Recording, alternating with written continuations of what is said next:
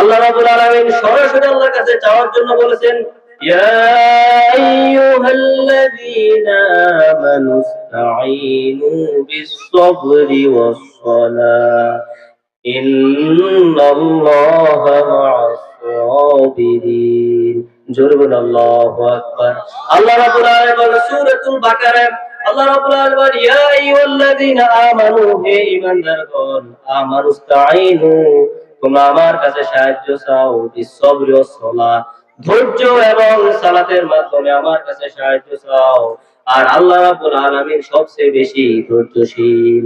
যখন সমগ্র পৃথিবী অন্ধকারাচ্ছন্ন, এই অন্ধকারাচ্ছন্ন পৃথিবী যখন ঘুমন্ত অবস্থায় আপনি ভোর রাতে উঠে যখন আল্লাহ রাব্বুল আলামিনের ভয়ে যখন আপনি ওযু করে 2 রাকাত নামাজ পড়বেন, তাহাজ্জুদের জানামাজে দাঁড়িয়ে যাবেন, আল্লাহ রাব্বুল আলামিন তখন প্রথম আসমানে এসে বলেন, ও আমার বান্দা, তুমি তোমার কোন অসুবিধায় আছো, কোন ক্রাইসিস, তুমি এই মুহূর্তে তোমার কোন সমস্যায় তুমি অপমানিত হয়েছো, আমার কাছে চাও, আমি আল্লাহ তোমার সকল সমস্যার সমাধান করে দিব।